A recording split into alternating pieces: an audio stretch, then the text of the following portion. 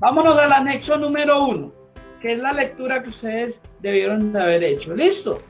Entonces aquí vamos a buscar la participación de cada uno y cada una de ustedes. ¿Quién me recuerda de qué hablaba la historia del trigo? ¿No recuerda a todos? A mí no, a todos. ¿De qué se trataba esa historia? Esa historia se trataba desde los tiempos sí, lejanos que desde la misma palabra bíblica expresa desde los inicios que se empezó a trabajar el trigo y a convertirlo en pan, donde expresa que los griegos fueron los que evolucionaron un poquito más el producto porque anexaron frutos secos, aceites. Luego los romanos tuvieron la capacidad de ir inventando equipos para que fuera un proceso mucho más ágil, para irlo introduciendo en el mercado, para ir mejorando la economía en esas épocas. Es un regalo también de los dioses. Sí, señoras. Entonces, eso es prácticamente lo que decía la historia de la panadería. Históricamente, el pan es muy mencionado en la Biblia, o sea que es un producto, es un alimento que se ha estado elaborando desde los inicios de la humanidad, según una de las tantas historias que traemos aquí a colación.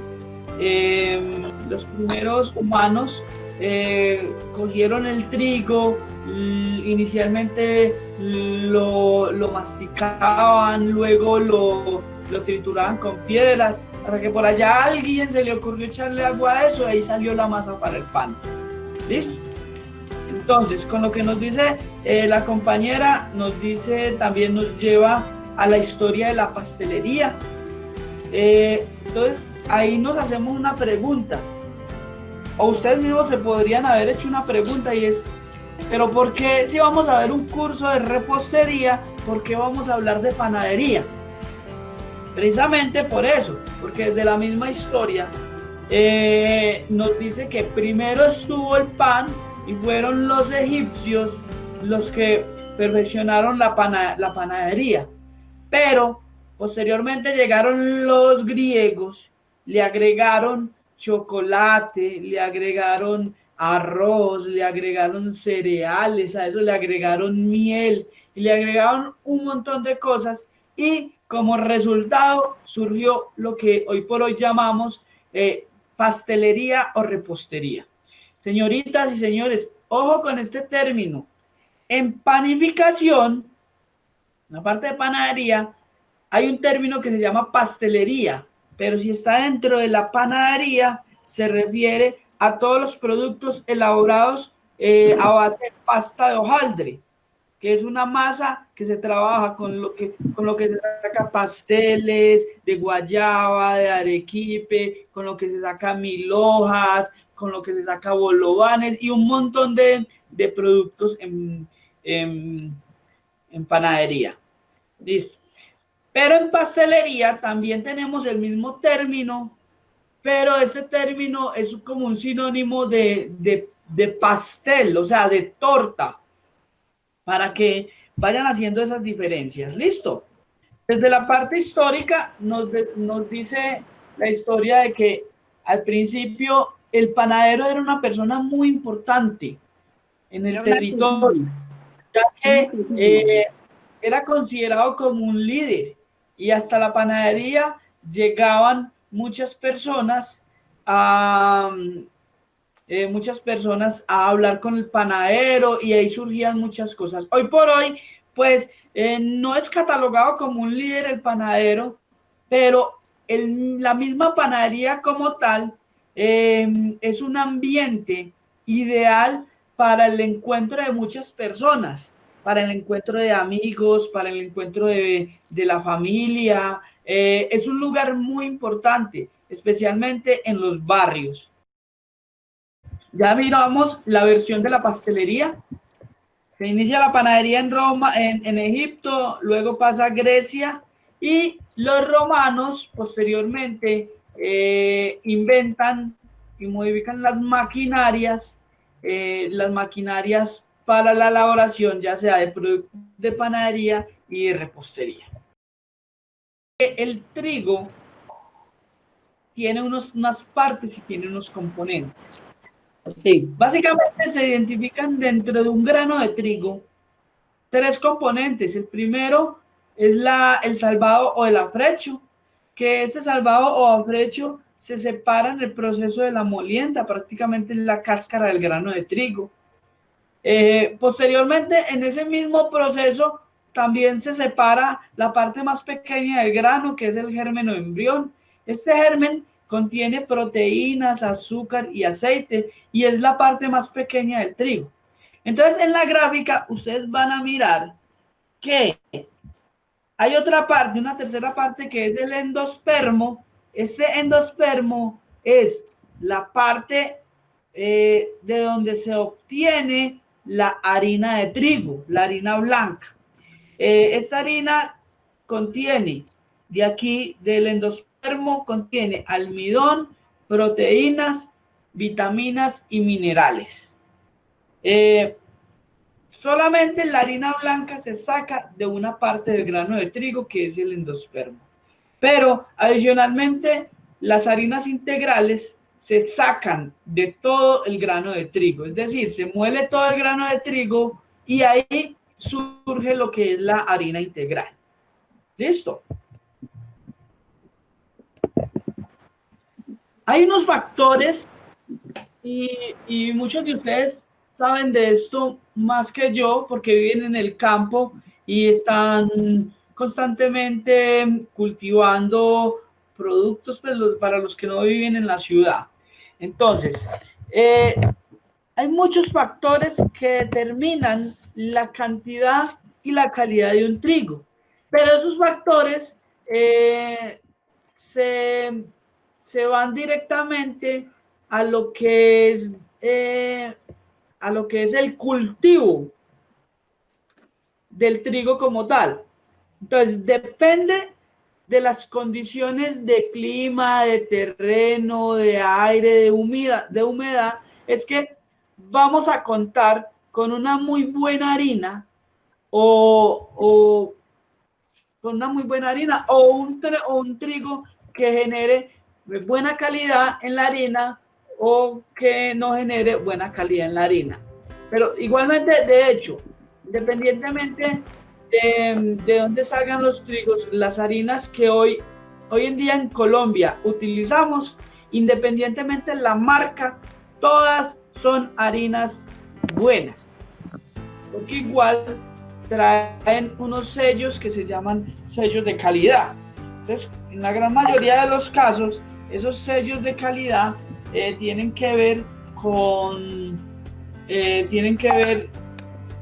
los valores importantes que se les resaltan a las materias primas. Eso nos genera a nosotros seguridad en el momento de trabajar los diferentes productos. Entonces, hay 3 factores importantes en la determinación de la cantidad del trigo. El primer factor es el clima.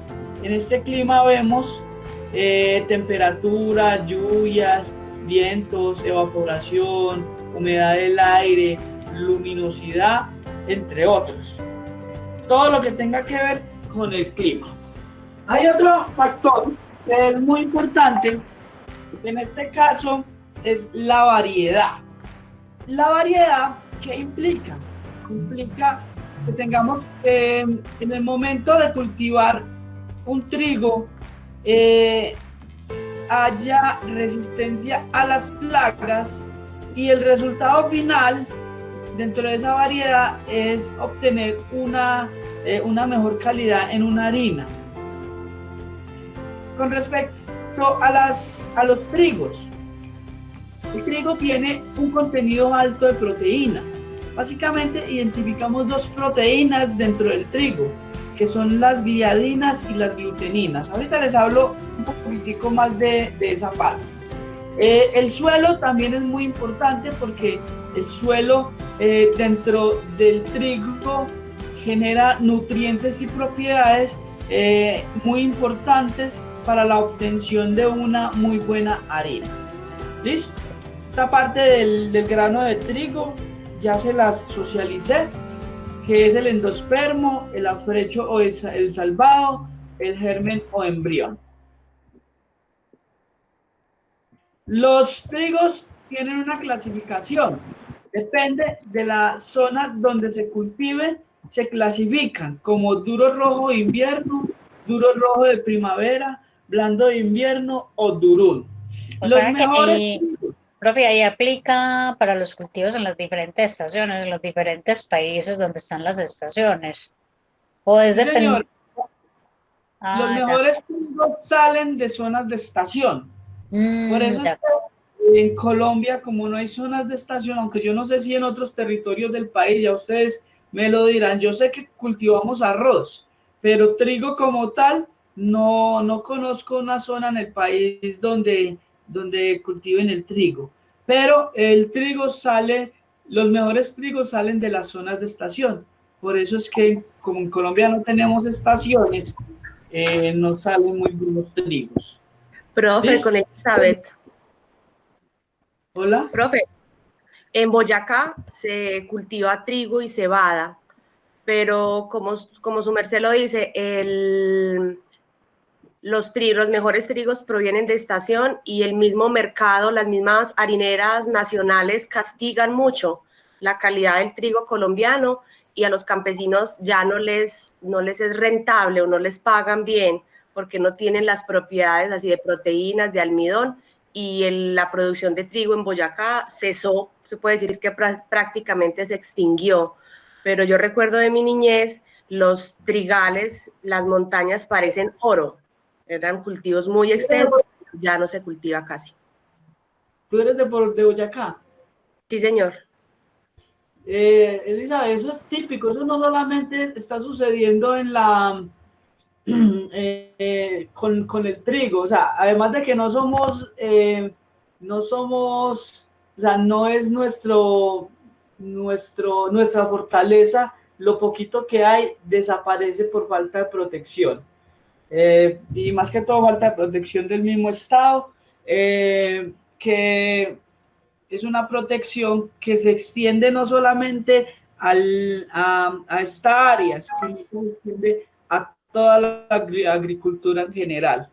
Por eso es muy triste lo que tú dices, Elizabeth, ver los campesinos cuando botan los diferentes productos porque o no tienen dónde venderlos o cuando lo van a vender les hacen ofertas miserables en donde ni siquiera alcanzan a llegar al costo de producción, es decir, lo que les cuesta elaborar el producto para poder obtener una ganancia a partir de ahí. Muchas gracias, Elizabeth. Entonces, como lo dice Elizabeth, los mejores trigos surgen de zonas de estación. O sea que desde ese punto de vista, los trigos vienen del exterior. ¿Listo? Entonces, hay uno que se llama durum.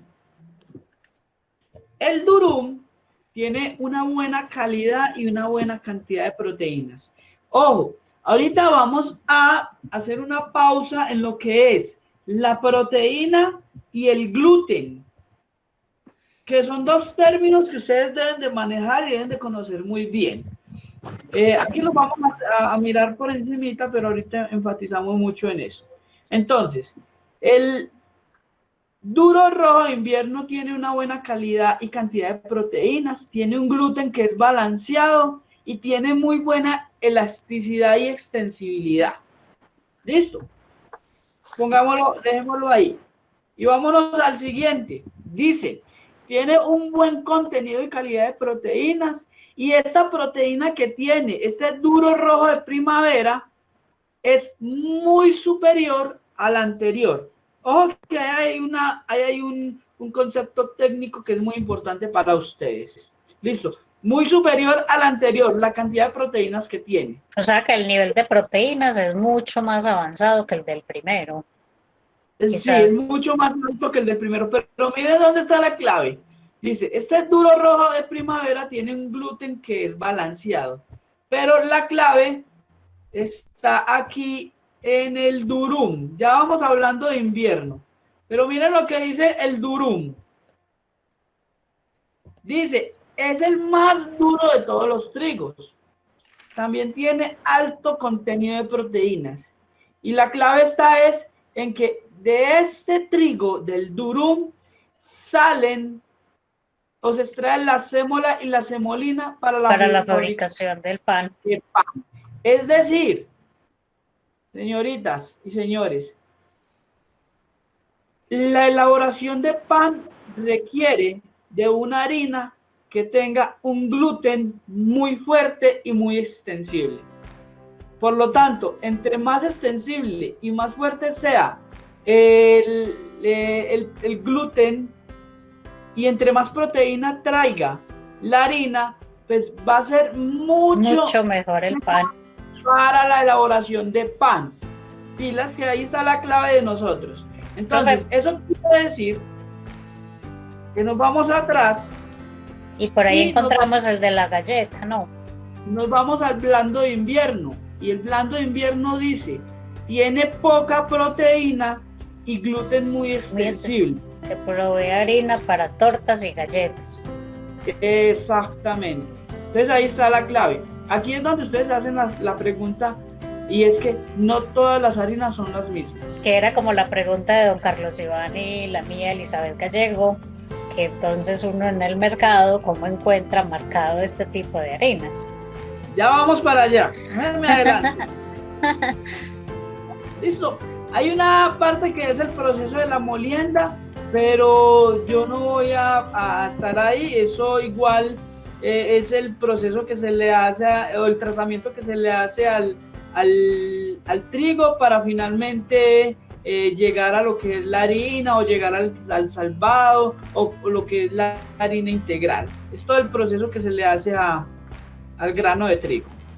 Desde el mismo grano de trigo, nosotros podemos obtener diferentes calidades de productos, diferentes texturas, con diferentes tamaños.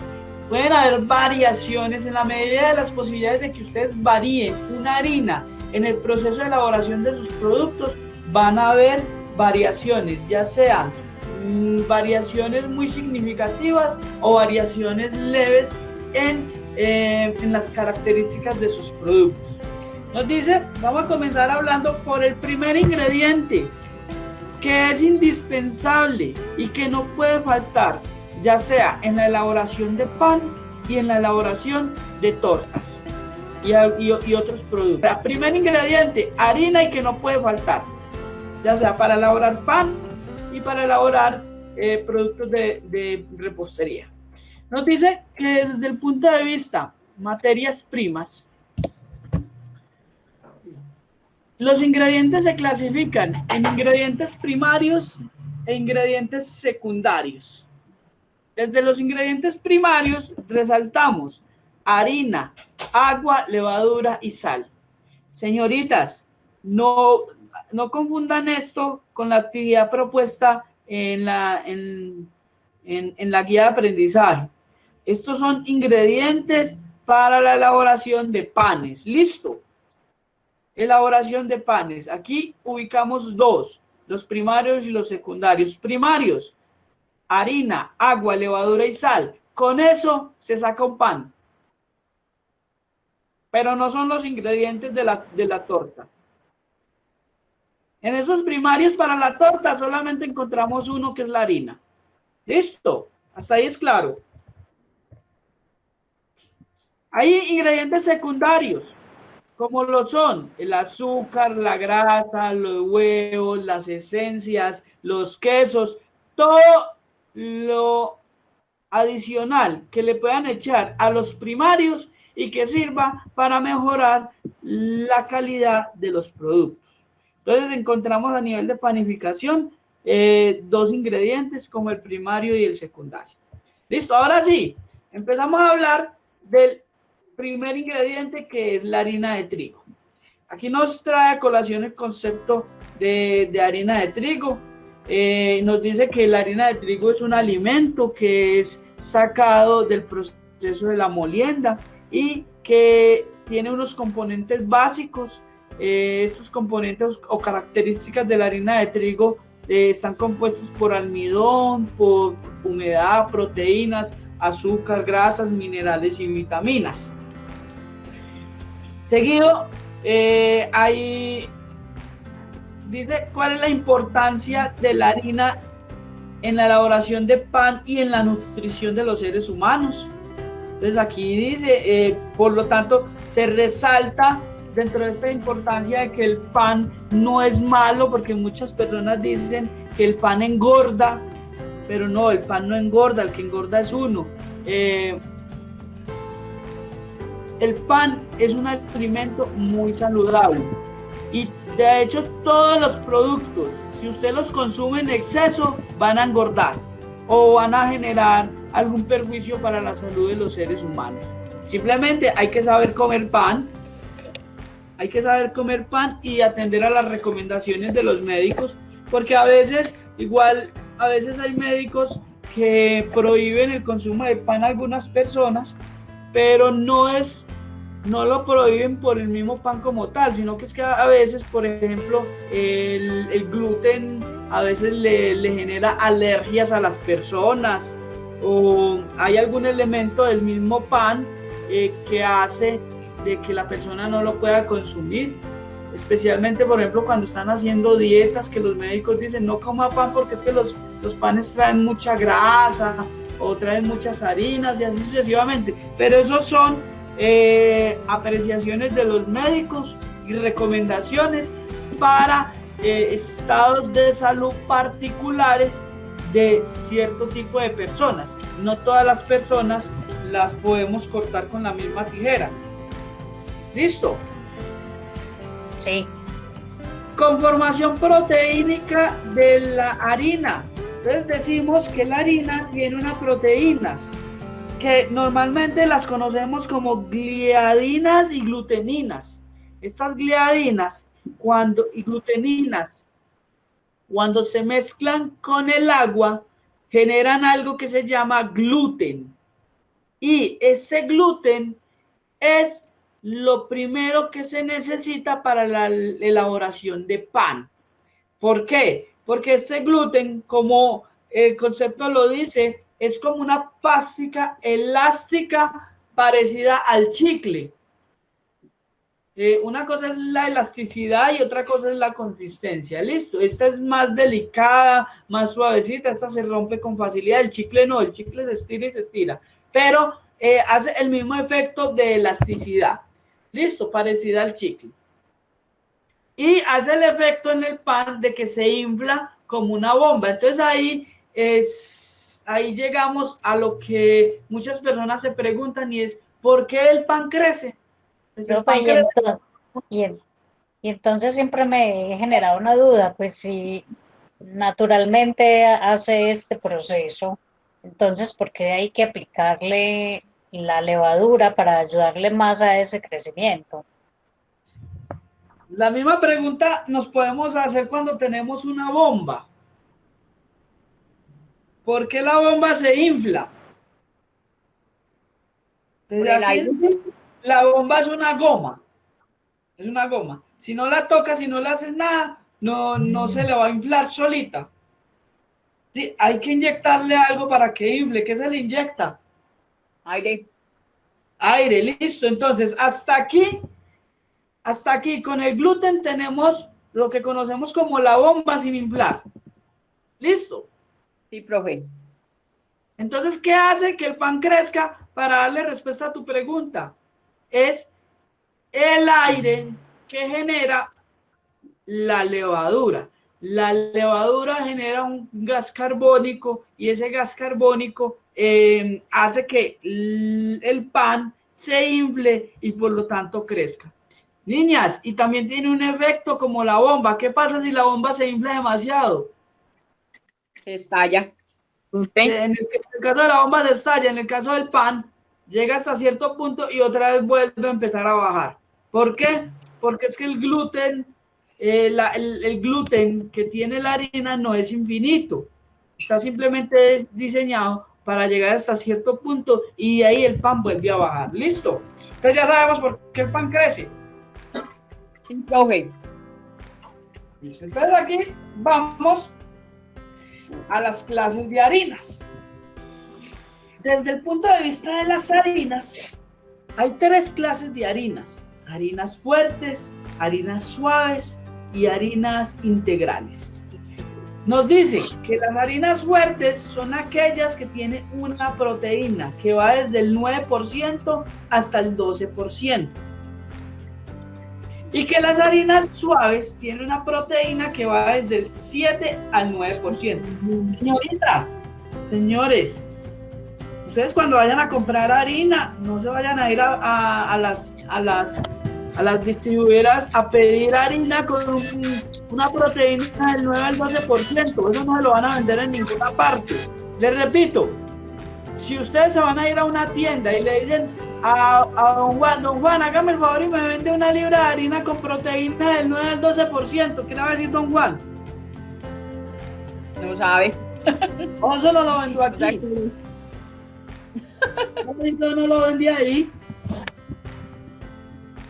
Y lo mismo en las distribuidoras. No, estos son conceptos que ustedes deben de tener en cuenta, porque hay muchos panaderos que no tienen los conocimientos académicos o que no han estudiado, y a veces les llegan las harinas y dicen los panaderos, no, esa harina marca como es de mala. ¿Por qué? Porque en algún momento fue a hacer el producto y una harina le absorbió más agua, otra le absorbió menos agua, en algún caso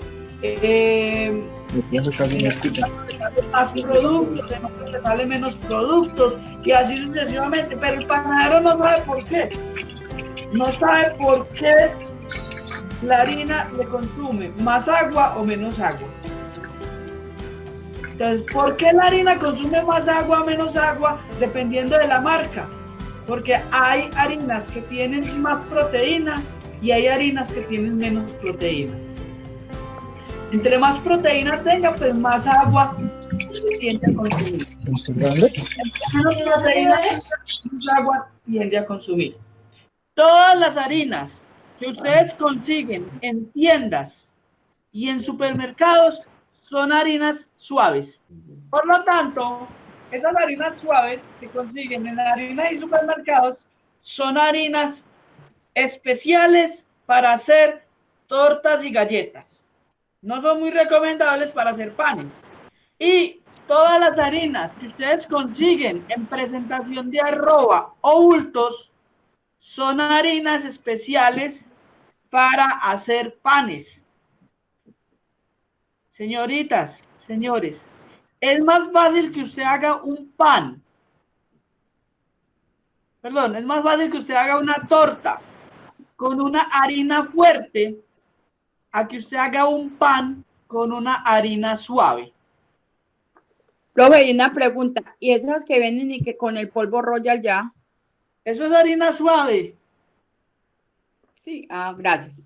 Eso es una harina suave, es especial para hacer tortas y galletas. Bien, profe. Gracias. ¿Listo? Sí, profe. Repito, todas aquellas harinas que vienen en presentación de arrobas o de bultos son harinas fuertes. Y es más fácil sacar una torta con una harina fuerte a sacar un pan con una harina suave. Si ustedes van a hacer panes con harinas suaves, el pan les va a quedar como mogolla, es decir, aplastado. Profe, una pregunta. ¿Sí? Vea, por ejemplo, yo hice alguna vez una torta con esa harina que tiene polvo Royal ya incluido y quedó aplastadísima, no creció absolutamente nada y arenosa. En lo que llevo de experiencia, yo no utilizo harinas con polvo de hornear. ¿Por qué? Porque yo no tengo control sobre el ingrediente, yo no tengo control sobre el polvo de hornear. Yo no sé qué cantidad de polvo de hornear llevan, eso es una premezcla. Yo no sé qué cantidad de polvo de hornear lleva eso. Y eso está diseñado para unos equipos o para unos productos que se hacen en la misma fábrica donde se diseña la harina. Y muchas veces nosotros no tenemos esos equipos. Entonces ahí es donde está el problema. O sea, cuando no tengo control sobre un ingrediente, yo no lo trabajo, yo no lo utilizo.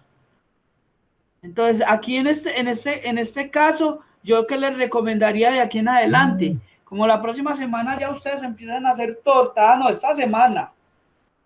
Y aquí salen y como ya tienen la fórmula, bueno, a propósito de eso, aprovecho y me salgo del tema. Yo les había dicho que íbamos a trabajar 4 fórmulas, ¿listo? Sí. Pero para esta primera clase trabajamos 2 fórmulas que son los 2 procedimientos principales y ya al final del proceso de formación trabajamos los otros productos. ¿Listo? Entonces, para la próxima clase vamos a trabajar una torta María Luisa con el procedimiento de separación de claras y yemas y vamos a trabajar una torta negra envinada. Yo ahorita les envié les envié las formulaciones, pero después de que se acabe la videoconferencia le hago una modificación porque le faltó un ingrediente a la torta negra envinada y vuelvo y se las envío. ¿Listo? Bueno, profe. Se van a trabajar para las próximas clases. Listo, continuamos. Mateo, no recomiendo para los que están haciendo este curso que utilicen harina con polvo de hornear, porque ustedes necesitan dominio del ingrediente, o sea, necesitan saber si le aumentan o si le disminuyen, depende de las condiciones. ¿Listo? Profe, una pregunta, ¿verdad que para las tortas las fórmulas tienen que ser exactas? Deben de ser exactas o aproximadas, pero yo ya les voy a hablar sobre eso. ¿Listo? Con respecto a las harinas integrales, yo ya les había dicho que las harinas integrales llevan todos los componentes del grano de trigo, o sea, todas las partes, el endospermo, el germeno de embrión y el otro componente, el afrecho salvado.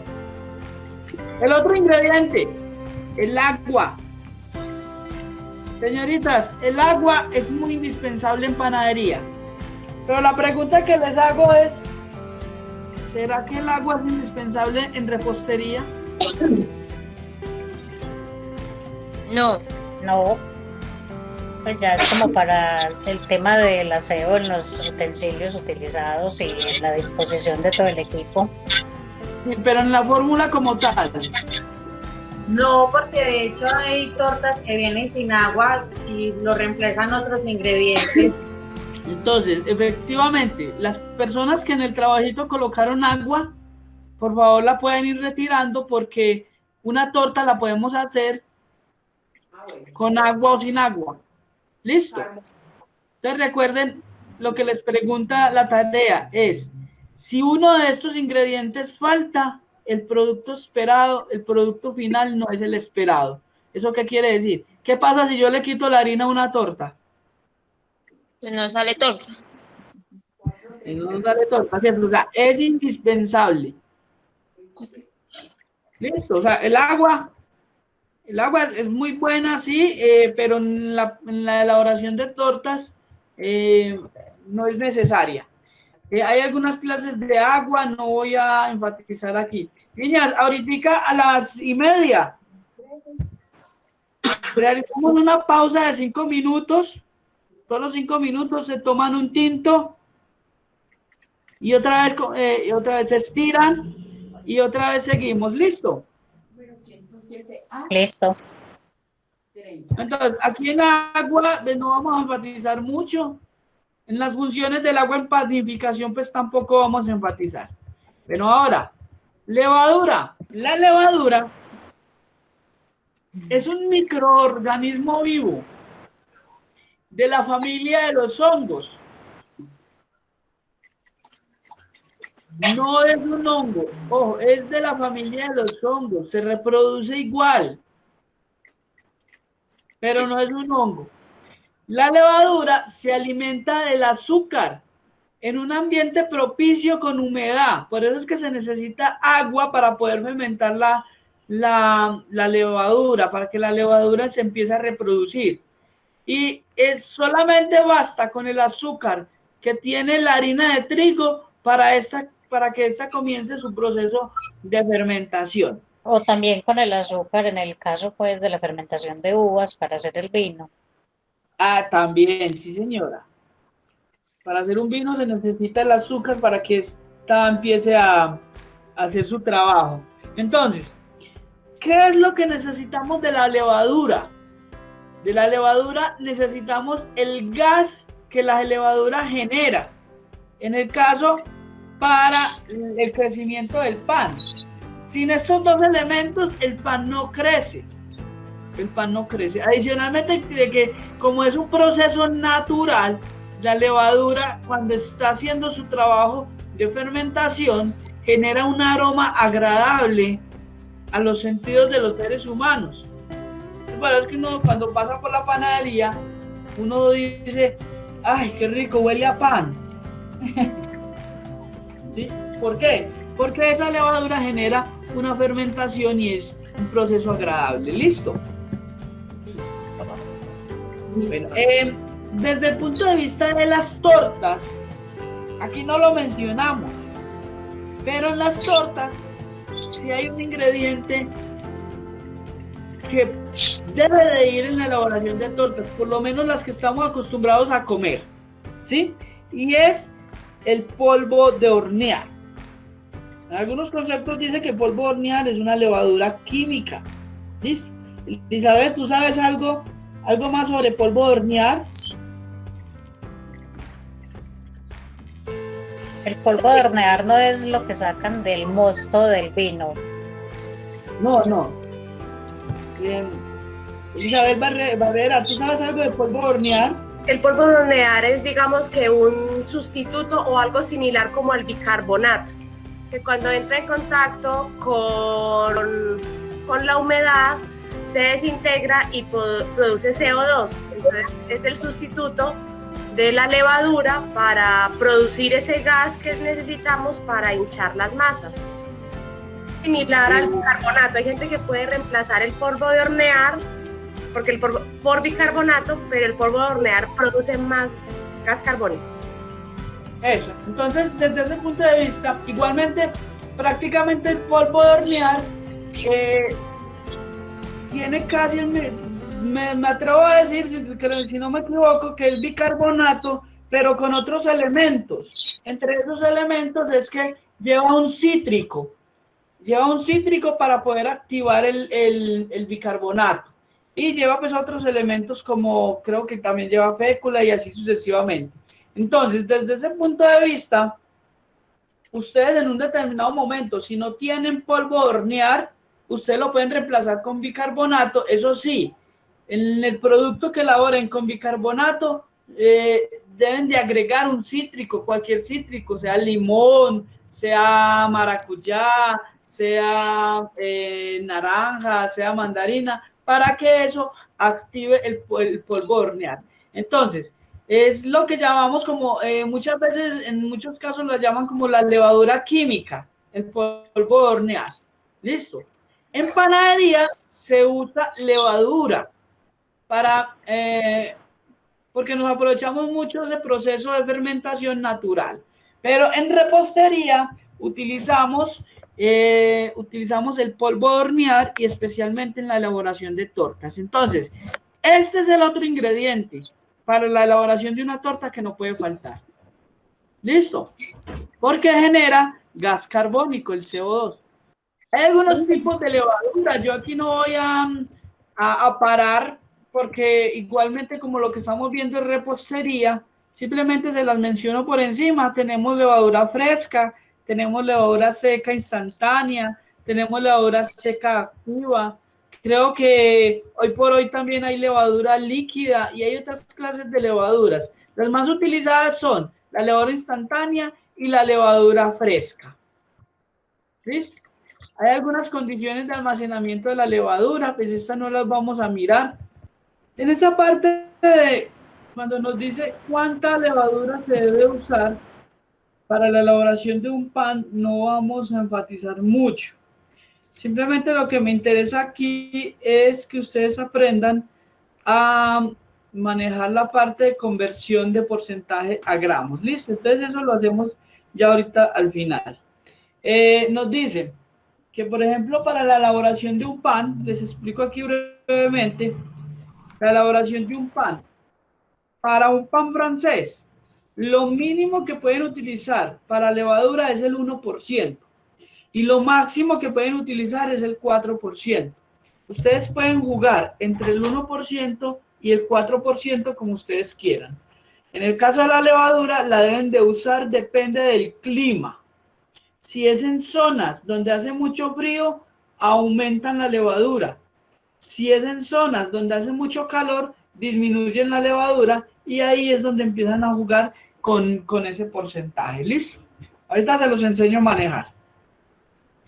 Y así sucesivamente con el pan integral, que lo mínimo son 2% y lo máximo son 5%.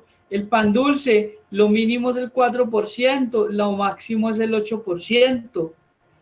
Tenemos... Profe, en ese pan dulce aumenta es porque los ingredientes de demás que se le aplican al resto de la mezcla, será entonces porque disminuye un poquito ese efecto de esa levadura. Sí, señora. En el pan dulce, la masa de pan dulce lleva mayor cantidad de azúcar.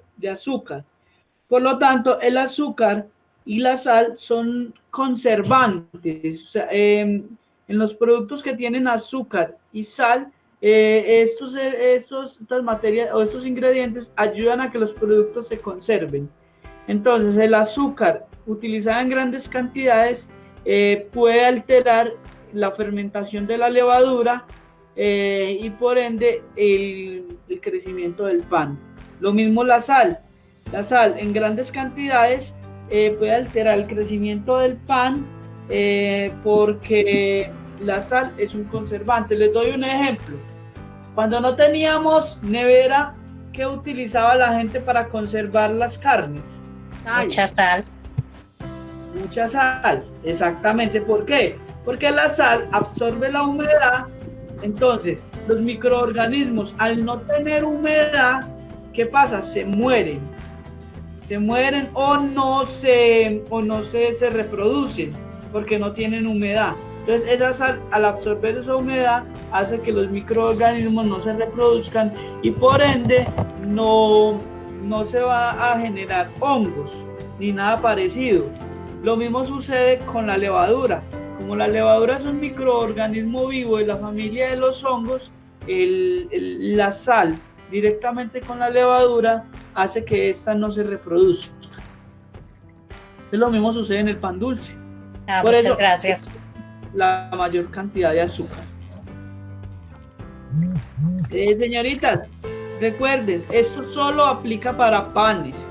Para tortas, como en la torta se utiliza el polvo de hornear y el polvo de hornear no es microorganismo vivo, entonces sí es posible la utilización de mayores cantidades de azúcar. ¿Listo? Sí, profe. Listo. Bueno, entonces, nos dice la guía que para la elaboración de un pan, lo máximo que podemos utilizar de sal es el 2.8%. Y lo máximo que podemos utilizar para la elaboración de un pan es el 25%. Entonces aquí viene el otro truquito. Lo otro que ustedes tienen que saber sobre el azúcar. Pero se los digo bueno, aquí sí. Señoritas, vean. Máximo para la elaboración de un pan es 25%. Y de ahí en adelante ya dejaría de ser pan y empezarían a hacer galletas. Las galletas pueden utilizar entre un 30% y un 70% de azúcar. De azúcar si así lo desean. Igualmente la cantidad igualmente la misma cantidad de margarina. Listo, entonces la parte de galletas y tortas lleva un poquitico más de cantidad de azúcar. Para el caso de las tortas, el azúcar no puede faltar.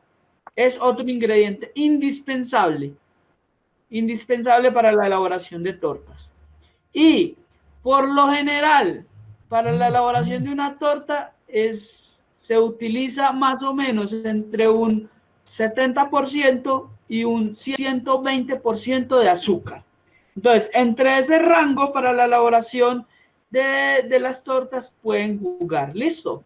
70% a 120% de azúcar. Listo. El promedio es el 100%. Ese es el promedio. Seguimos bajando. Pues, lo que produce el azúcar en el pan. Con respecto a la sal.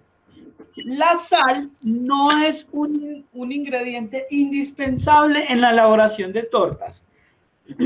Les pregunto, si ustedes hacen torta y no le echan sal, ¿será que sale torta? Sí. Sí, porque si no es indispensable, sale torta. Exactamente, sale torta. ¿Cuál es la función? Perdón, ¿cuál es la función de la sal en la repostería y en la panadería? Pero más que todo en la repostería, que es más dulce. La función de la sal en la repostería es resaltar sabores. Cuando usted tiene un alimento y es un alimento salado, usted le puede agregar azúcar y el sabor de ese alimento va a resaltar. Y si usted tiene un alimento dulce y usted le echa sal, entonces el sabor de ese alimento va a resaltar. ¿Listo? Esa es la función de la sal en repostería. Pero si ustedes la utilizan o no la utilizan,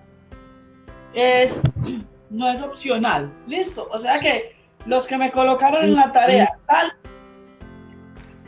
la pueden retirar de la tarea porque no es un alimento, no es una materia prima indispensable para la elaboración de una torta.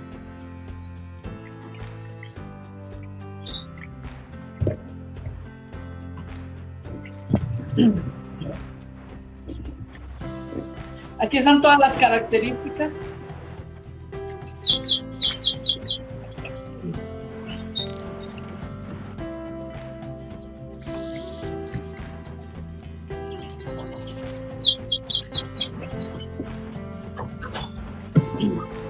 Las clases de azúcar utilizadas en panificación. O sea, hay personas que me hacen la pregunta y es, profe, ¿será que nosotros podemos reemplazar el azúcar por otro azúcar más saludable de una torta? Claro que sí la pueden reemplazar. Lo que pasa es que cuando ustedes reemplazan el ingrediente de un producto, no le pueden cambiar el nombre así tan sencillamente. Es decir, el hecho de que usted le cambie el azúcar a una torta por azúcar de stevia, esa torta no se va a convertir en una torta dietética. Solamente por el hecho de que usted le cambie el azúcar por azúcar de stevia. Para que sea una torta dietética, como la salud de las personas es muy delicada, entonces lo más recomendable es que ustedes le hagan unas pruebas bromatológicas a ese producto para que mediante esas pruebas determinen cuáles son las cantidades que hacen de que un producto sea dietético o no. Y me imagino que un nutricionista les puede apoyar también en esa parte. Elizabeth, ¿me podrías apoyar en esta si tienes algún conocimiento sobre esos componentes? Sí, Jason, lo que pasa es que normalmente la gente piensa que por sustituir un endulzante, vamos a decir, vamos a cambiar el azúcar y le vamos a adicionar miel. La miel también tiene otras formas de azúcar. Entonces, la persona de pronto que es diabética, si nosotros colocamos esas palabras que se prestan para confusión, la persona puede consumir este producto y enfermarse. Lo mejor es siempre lo que tú dices, hacer una prueba de laboratorio para saber realmente qué contenido de azúcares tiene, de proteínas, y no caer en el error que hacen algunas empresas de colocar light, dietético, y a veces lo que hacen es sustituir el azúcar por más grasa, que es igual o más peligrosa que el mismo azúcar. Entonces sí es muy importante no colocar ese tipo de nombres que se pueden prestar para engaños si no se tiene el respaldo de un laboratorio que realmente nos diga si es un producto bajo o no. También pasa mucho que dicen 50% reducido en azúcar, y es porque le cambiaron el azúcar por miel, pero sigue teniendo carbohidratos, sigue teniendo otro tipo de azúcares que pueden o que se cuentan dentro de la nutrición. Eso, entonces desde ese punto de vista, una cosa es un producto saludable y otra cosa es un producto light y otra cosa es un producto dietético. Entonces hay que entrar a manejar el vocabulario con respecto a eso. Podemos manejar un vocabulario relacionado con productos saludables. Es decir, podemos decir que nuestro pan, el pan que nosotros sacamos, la torta, es más saludable que otros productos. Cuando nosotros, por ejemplo, el pan lo sacamos con, por ejemplo, pan integral, que le aumentamos más del 50% de fibra en sus componentes que llevan, entonces lo podemos sacar como pan integral. Pero el término sería un pan saludable porque además del pan tradicional lleva fibra, entonces la fibra contribuye a los procesos biológicos de las personas que la consumen y por lo tanto es mucho más saludable.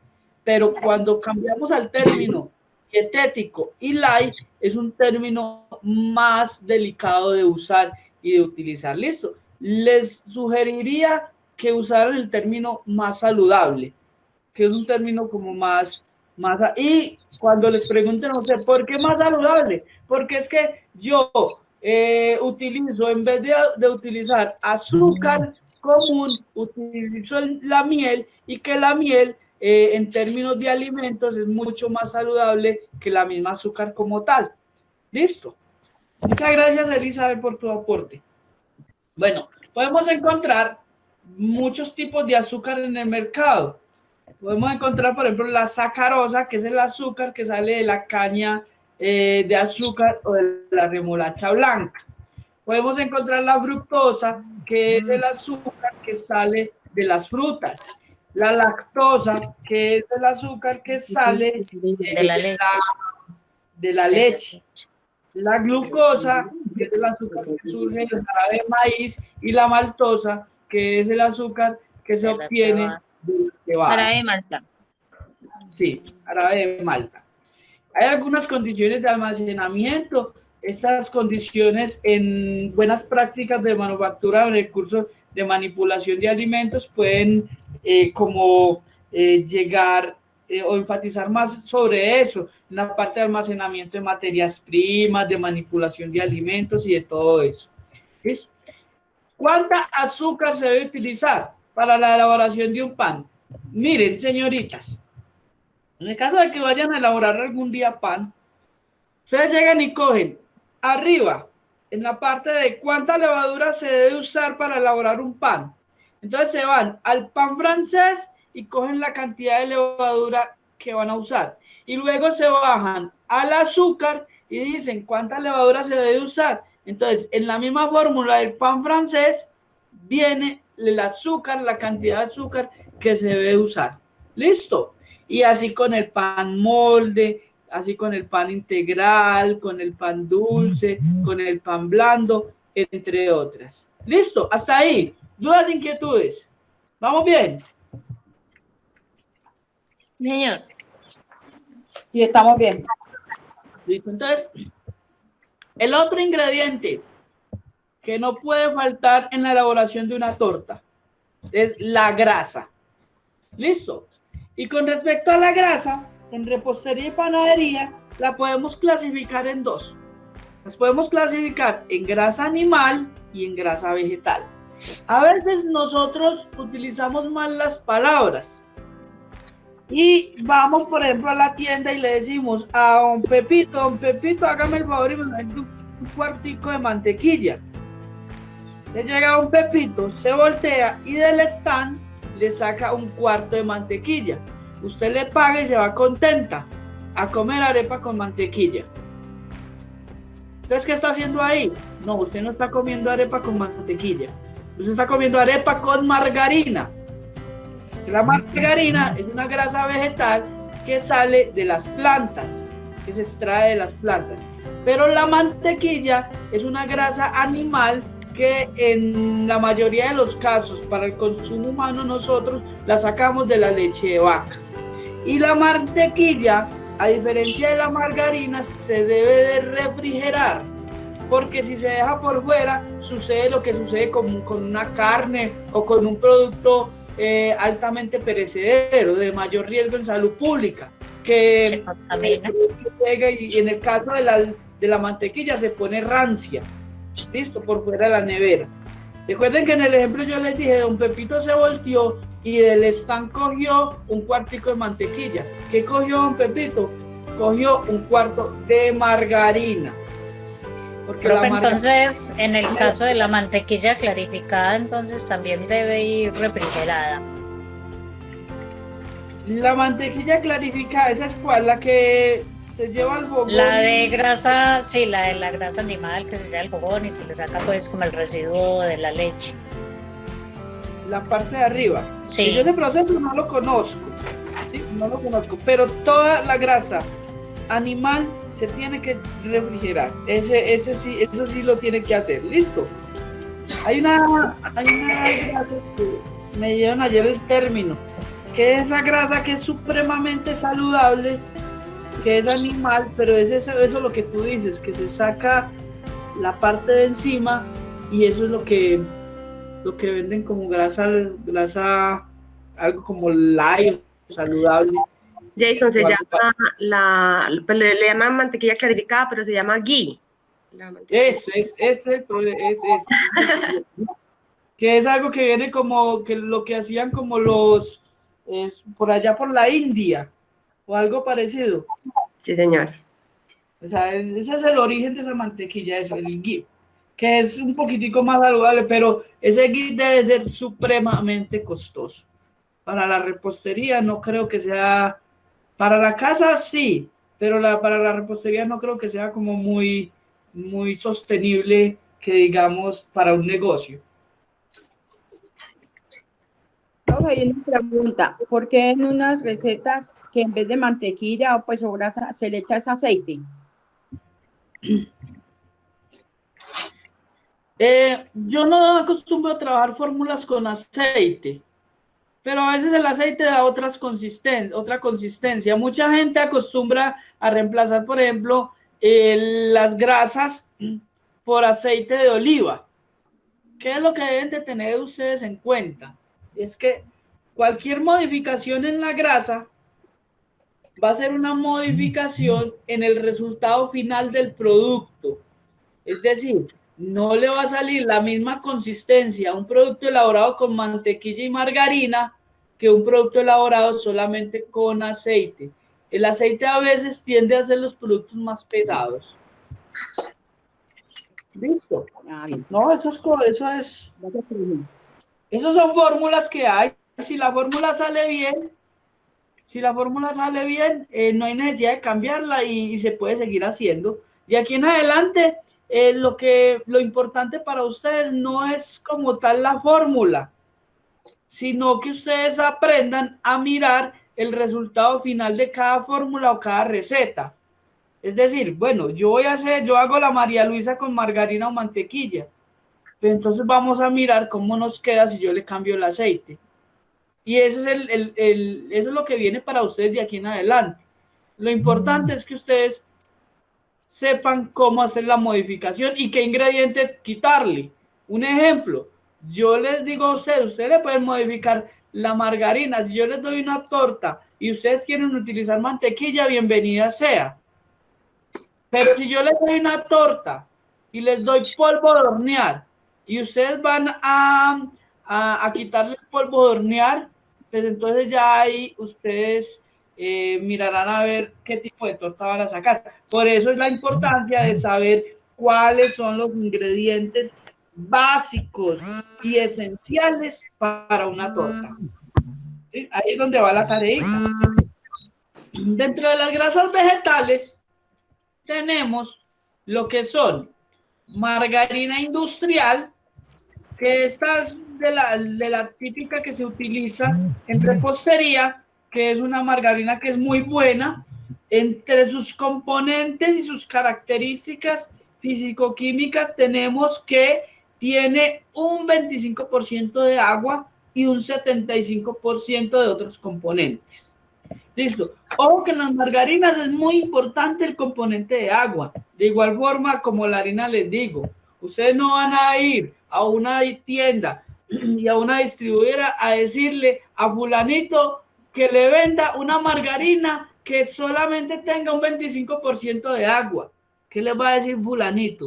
No, yo no vendo eso aquí en esta tienda. ¿Sí? No, estos componentes para que ustedes lo tengan en cuenta. Entonces tenemos margarinas industriales y tenemos aliñados grasos. Lo que son las margarinas industriales son especiales para hacer productos de panadería y repostería. Pero lo que son los aliñados grasos fueron diseñados exclusivamente para sacar productos de combate. Es decir, con los precios yo les digo, una margarina industrial que tiene un precio, una caja por 15 kilos, superior a 70,000 pesos, es una margarina buena y es una margarina industrial. Pero una margarina que tenga un precio inferior a 60,000 pesos es un aliñado graso. Entonces, el aliñado graso es especial para hacer panes, pero panes de combate.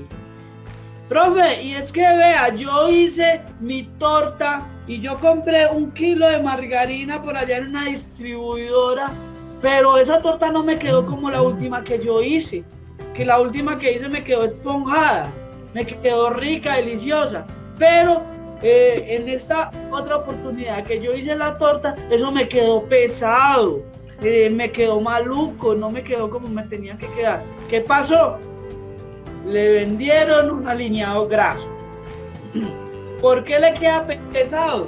Por este componente de agua, mire. Este componente de agua hace que el producto incorpore menos aire, por ende le va a quedar más pesado. ¿Sí?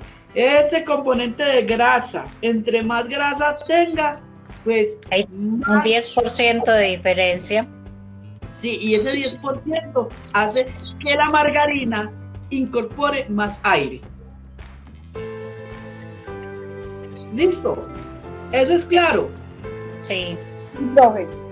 Señoritas, entonces desde ese punto de vista, siempre utilizar margarinas industriales, especialmente los que tienen negocio.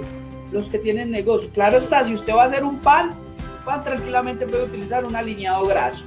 Entonces, si usted va a trabajar repostería fina, tiene que trabajar o una margarina industrial o una margarina emulsificada, que es la mejor de las margarinas que hay. Listo. Para los que trabajan en sus casas, para hacer las torticas desde sus casas, no es necesario que se compliquen con todo eso. Solamente con que ustedes vayan a la tienda y que compren cualquier margarina, esa les sirve para hacer el producto que ustedes van a trabajar. ¿Por qué? Porque eso es una margarina, las de las tiendas, independientemente cuál sea la marca, es una margarina que tiene un contenido graso igual o superior al 75%. Entonces la pueden trabajar tranquilamente. ¿Listo, señoritas? Sí, profe. Ahí es donde está la diferencia, vean. Cuando yo compro una margarina industrial que me vale más o menos 90, 70, pongámosle 94,000 pesos, una Astra, que es una marca que ustedes no conocen, pero a nivel industrial es una marca buena. Esa margarina les va a salir en 6,200, casi 6,300 pesos el kilo.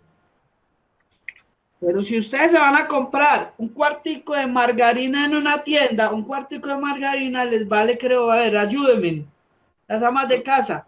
Por ahí 2.000 vale. 2.000 pesos.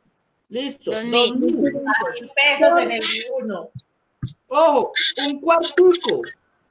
un cuartico, por 4 para una libra, son 8.000, y por 8.000, y por 2 para un kilo, son 16.000 pesos del kilo. ¿Sí ven la diferencia? Margarina Sí. industrial nos salen 6.000, casi 6.300 pesos, mientras que una margarina de mesa, que son las que compramos en la tienda, nos sale el kilo alrededor más o menos en unos 16.000 pesos. Entonces, por eso es que está la diferencia. Por eso es que yo les decía que es muy importante la parte de conceptualización, porque aquí vemos muchas cositas que ustedes no sabían. ¿Listo? Hay otra grasa que hay, por ejemplo, la grasa hidrogenada. Miren que la guía la guía les va diciendo cuál es lo verdaderamente importante dentro del proceso de formación. Entonces tenemos la grasa hidrogenada. Esta grasa hidrogenada, la composición es 100% grasa. 100% grasa vegetal. ¿Listo? ¿Para qué utilizo yo la grasa hidrogenada? Yo la utilizo para engrasar latas. Para nada más la utilizo. Hay quienes la utilizan para fórmulas, para recetas, pero yo no utilizo para fórmulas y recetas esa grasa hidrogenada. No me gusta. La margarina industrial para hojaldrar. Miren que si ustedes ven los componentes, tienen los mismos componentes de una margarina industrial.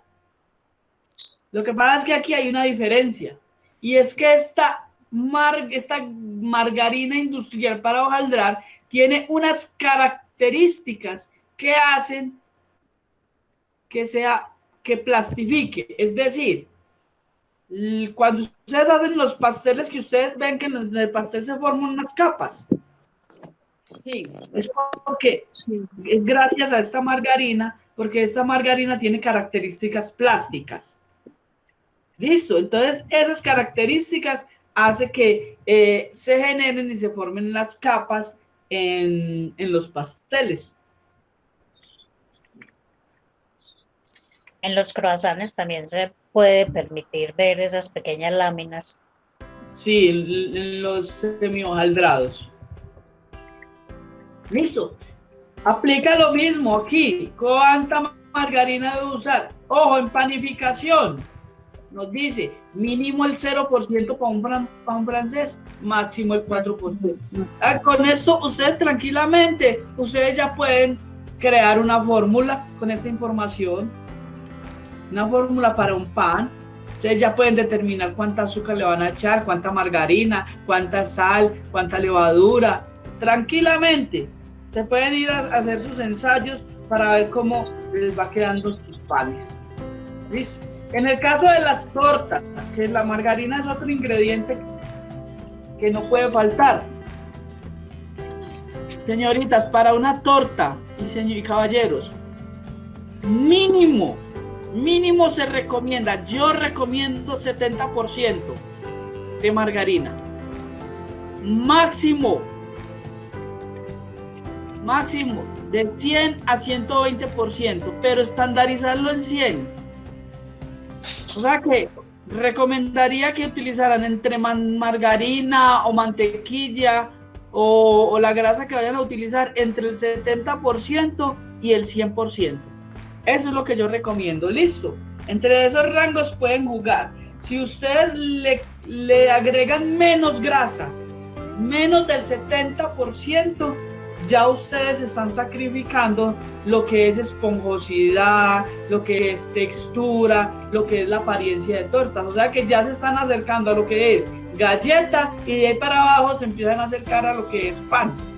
Otro producto que no puede dejar de faltar en una torta es el huevo. El huevo es necesario para la elaboración de torta.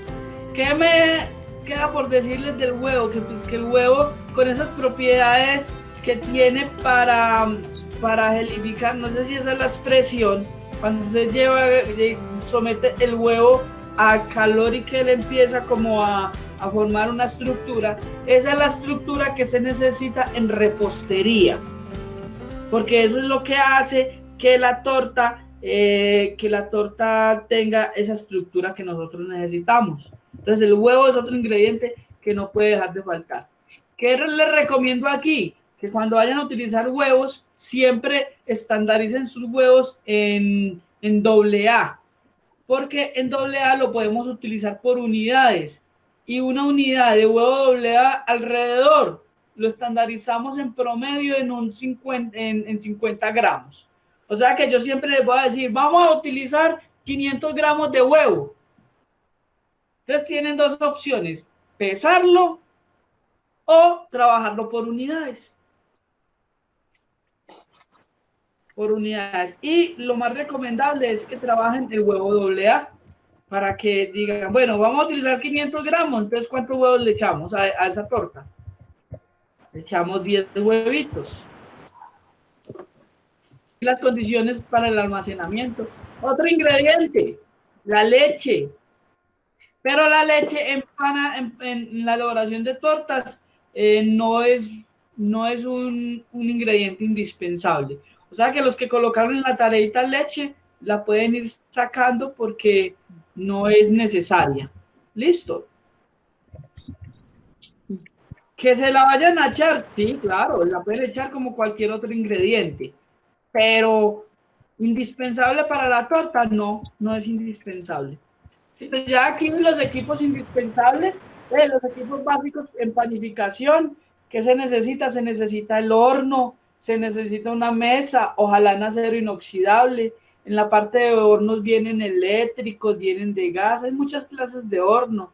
Se necesita, si es para negocio, cilindro, pero si es para hacer panes para sus casas, no se necesita cilindro.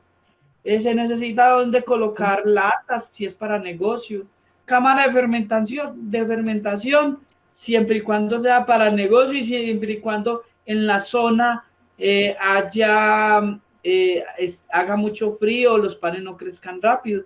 Sí se necesita una gramera, en lo posible digital. Esas grameras digitales hoy por hoy están muy baratas, están muy baratas. Hay una gramera que vaya, se la voy a enviar al grupo. En este momento la voy a enviar, es baratísima y es muy buena.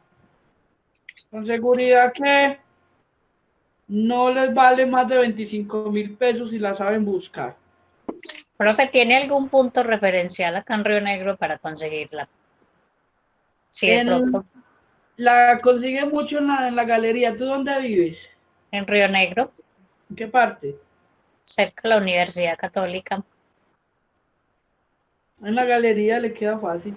Y ahí en muchos, ¿cómo es que se llaman? Donde venden material, depósito, ferretería. En la ferretería la puede conseguir. Bueno, gracias. Esta que le voy a enviar la conseguí en una ferretería hace 2 días. Muchas gracias. En el centro comercial Río Negro Plaza, ahí donde ahora parquean, al frente donde salen los buses de Santuario. Ahí hay varias distribuidoras que también venden grameras y también son muy económicas. Sí, conozco el lugar, muchas gracias. Okay. Es indispensable la gramera. ¿Y la jarra medidora, profe? Con la gramera soluciona todos esos inconvenientes. Qué bueno. Pues de hecho, yo no acostumbro a colocarle las fórmulas en líquidos. Muy bien. 100 mililitros ni nada de eso. Yo le digo a usted, pese 250 gramos de agua. Porque las fórmulas que yo hago ya van estandarizadas para que usted pese todo.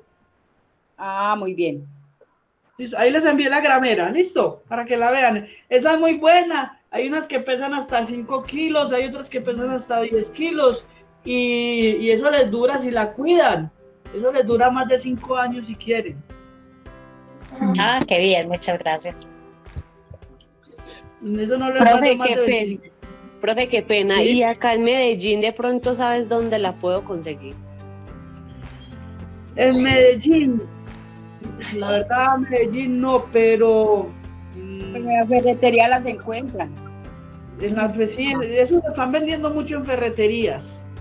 Ujú. Ah, bueno, gracias. En ferreterías, en algunos almacenes y cacharrerías. De pronto por allá por la minorista la puede conseguir. Les recomiendo esa porque hay unas que son de vidrio, las de reloj también son muy buenas, pero son muy delicaditas. Yo creo que una de reloj se le cae y hasta ahí llegó. ¿Dónde la podemos mirar la que acabo de mandar? Al grupo la envió. Ahí Grupo. está en el grupo, ¿ah? Listo, enseguida la miro, gracias. Señoritas, listo. Entonces hasta aquí vamos a terminar con todo lo de materia prima. Vamos directamente, les voy a cambiar aquí y vamos a trabajar. Profe, ¿Sí? qué pena, la chica que dijo que en dónde podía conseguir la gramera en Medellín. La ferretería. Sí, la puede conseguir muy La económica minorista. por los lados, La minorista también. por los lados del centro comercial Ópera. Por el ópera. Ah, bueno, muchísimas Son gracias. súper económicas. Ay, mil gracias. Con gusto. Gracias. Por aquí hay muchas soluciones. ¿Listo? Señoritas, vea. Vamos aquí en 20 minuticos. Esperemos que sean 20. Vamos a trabajar por conversión de porcentajes a gramos. Es necesario que lo aprendan a trabajar. Esto es regla de 3, pero yo no se lo voy a mencionar con regla de 3 porque muchas personas se confunden con regla de 3. Simplemente, ¿qué es lo que deben de tener en cuenta? Cuando ustedes van a comprar una torta, ¿cómo la compran? Por libras. ¿Cómo la piden? Por libras, ¿cierto? Una torta de 1 libra. Y ya el sabor. Y sí, ya el sabor que quiera cada persona. Entonces, pilas. Que 1 libra para una persona que va a comprar la torta no es la misma libra para la empresa que lo va a hacer. De hecho, si usted coge esa torta que le venden como de libra, esa torta le va a pesar un poquitico más arriba de 1800 gramos. Y por lógica, sabemos que 1800 gramos no es 1 libra, ¿cierto que no? No. Entonces, ese término de libra es un término para referirse a que la cantidad base que se utilizó para esa torta de libra son 500 gramos, pero esa es la cantidad base. ¿Listo? Entonces, en este caso, están viendo aquí a un lado porcentajes y al otro lado gramos, ¿cierto? ¿Lo ven? Estas fórmulas que yo les doy ya son fórmulas estandarizadas. Entonces aquí no vamos a trabajar ni con regla de 3 ni nada. Simplemente ustedes van a decir, bueno, yo voy a hacer una torta de libra. En este caso, pues el ejemplo que me acaban de dar. Entonces, ¿qué hacen? Ustedes en estos porcentajes, ustedes van a ubicar el 100%. El 100%, ni más ni menos. Me pregunta, profe, es que vea, hay una fórmula que tiene el 120, como en el caso del bizcochuelo.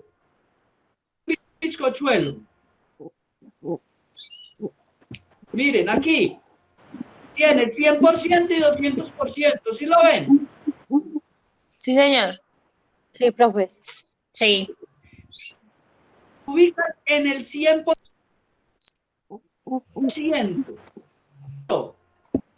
¿Listo? 100%. Esta es más o menos el formato que llevan muchas fórmulas, porque muchas empresas por hoy están trabajando no por tazas, no por cucharadas, ni nada de eso, sino que trabajan por porcentajes. ¿Listo? Como un método para poder estandarizar las formulaciones, es decir, cumpliendo con todo el proceso de elaboración del producto, tal cual como se plantea, más las cantidades exactas planteadas en estos porcentajes, el producto siempre le va a salir con el mismo color, con el mismo sabor, con el mismo tamaño, con la misma textura, con la misma apariencia, siempre les tiene que salir igual. Siempre y cuando cumplan con la formulación y con el proceso. ¿Listo? Entonces, volviendo a los porcentajes. Ustedes se van a ubicar en el 100%, ni más ni menos. ¿Listo? Ese 100% le van a modificar las cantidades. Es decir, vea, yo voy a modificar el... ¿Sí la ven? Entonces, es lo que me dieron ahorita. ¿Que iban a hacer una torta de cuánto? 1 libra. Exactamente. ¿Y 1 libra en gramos cuánto es? 500. 500. Los 500 lo ubican enfrente del 100% en la casilla gramos. ¿Listo? ¿Dónde lo pusieron? Ya, con esta cantidad identificada,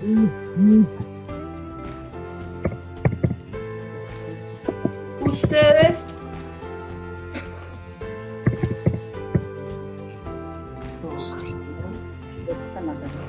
niñas y señores, ya con esta cantidad de 500 ya ustedes pueden hallar los demás ingredientes, las cantidades de los demás ingredientes. Entonces, ¿ustedes qué hacen? Simplemente cogen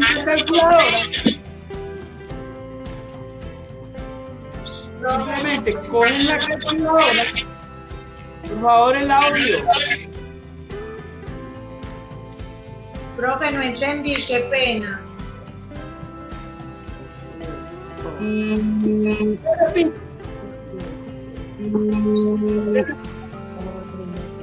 En esta fórmula, ustedes simplemente determinan la cantidad que quieren elaborar. En el caso de la compañera que nos dio el ejemplo, una torta de libra. Pero ¿qué pasa si usted no quiere elaborar una torta de libra? Si usted quiere elaborar 2 libras. Entonces, en esta parte, enfrente del porcentaje del 100%, ustedes colocan la cantidad que ustedes vayan a elaborar. ¿Eso es claro? Sí, o sea, si voy a hacer una de 250 gramos, coloco ahí 250. Sí, señora. O sea, en la cantidad de huevos, es que sabemos si es una libra de torta. Ahí colocan la cantidad que usted quiere trabajar. Ah, ya.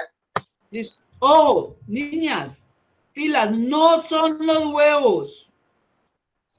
Es el 100%. Es el 100% que hay ahí. Es el 100%. No son los huevos, es el 100%. Miren, les muestro la otra fórmula. ¿Dónde está el 100%? Está en la harina y en el azúcar. En la harina. En la harina y en el azúcar, ¿cierto? Entonces, sí. No son los huevos, no es el ingrediente. Es donde está el 100%. ¿Listo? Entonces, aquí, ¿qué hacen? En el caso de la compañera que nos dio el ejemplo, pero vamos a devolverlo a lo que ustedes, a los 250 que vamos a hacer, porque vamos a hacer una cantidad pequeña en las casas, ¿cierto? Sí. Entonces, ¿cómo lo hallan? Ustedes sacan sus calculadoras. Que vamos a hallar cuánta margarina necesitamos para una de 250 gramos. En la calculadora le colocan 250, que es en este caso, véalo acá, y ubican el porcentaje de qué. De la margarina. Entonces, por 90 y le oprimen la tecla de porcentaje, no hacen nada más. ¿Listo? ¿Cuánto les dio eso?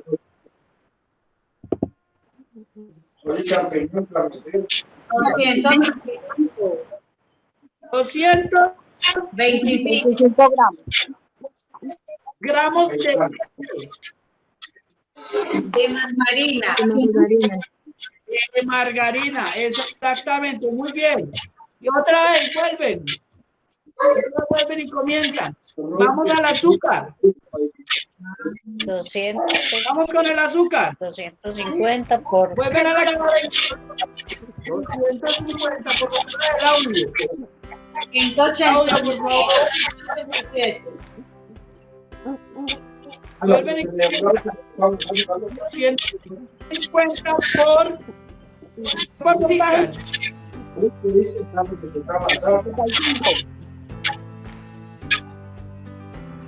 por 75.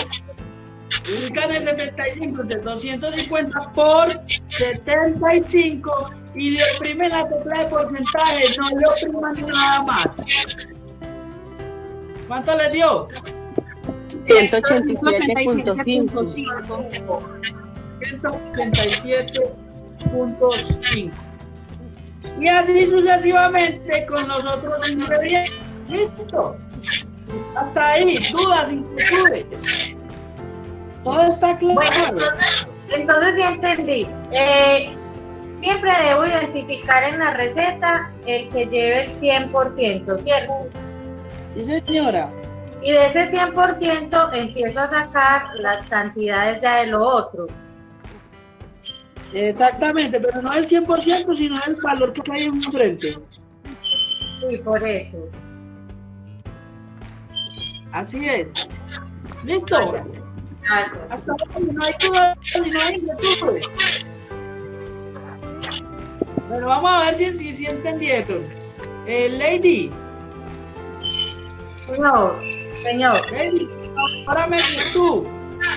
¿Qué hago? Dime. El siguiente presente, ¿qué hago? 250 por 1. 250. 250. Por 1. Lady, por favor. Hago, Lady. Por 1. ¿Sí? Por ejemplo, vamos a hacer la harina por 90. Por 90. Lady, el ingrediente que sigue, ¿cuál es? La esencia de naranja. Ah, la harina, listo. Está bien, Lady. Por 90, ¿qué más hago? Porcentaje. El porcentaje. Y ya, no hago nada más. ¿Cuánto te dio? 225 225, ¿qué? gramos de harina de trigo. 120, sí, exactamente, muy bien. 225 gramos de harina de trigo. ¿Quién me colabora con la esencia? 250 por 1% da... Entonces, espacio para que otros miren. Por 1, ¿qué hago? Por 1%. ¿Cuánto me da eso? 2.25. 2.5. 2.5 ¿de qué? De esencia de naranja. 2.5 de esencia. ¿Listo? ¿Quién me colabora con el otro? Con la sal. 250.5.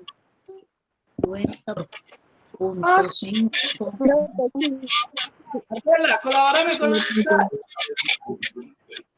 Profe, serían los 250 por el 0.5. Por Sería el 1.25 gramos. 1.25 ¿qué? Gramos de ¿De sal. qué? De sal. Señoritas.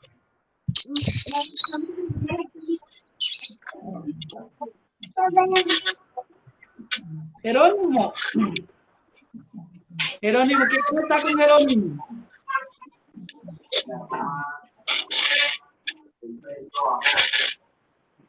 ¿Quién es Jerónimo Mendaño? Carrasco. Creo que yo. Y yo. ¿Y tú cómo me llamo? Eucari. Caris, colabórame con el polvo de hornear.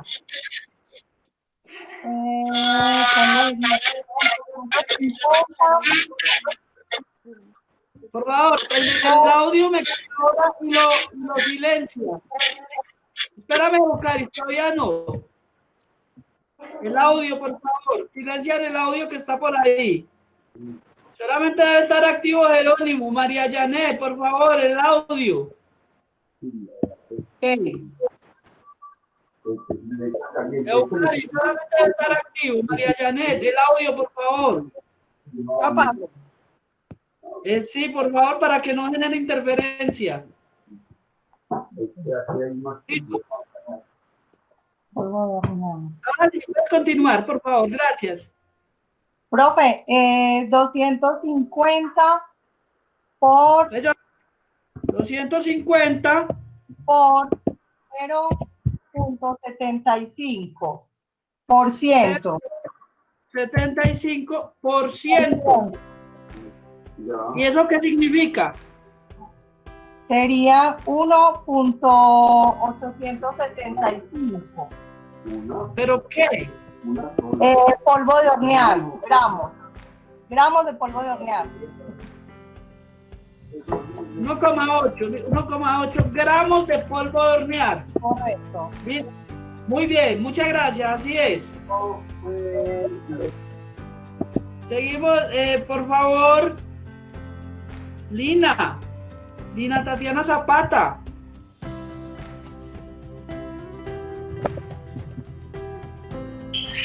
Profe, la verdad que yo no he entendido muy bien el tema. Todavía estoy como medio enredada. Bueno, venga, yo la desenredo aquí. ¿En qué estás enredada? Profe, esos 250 es el peso del que yo voy a hacer la torta.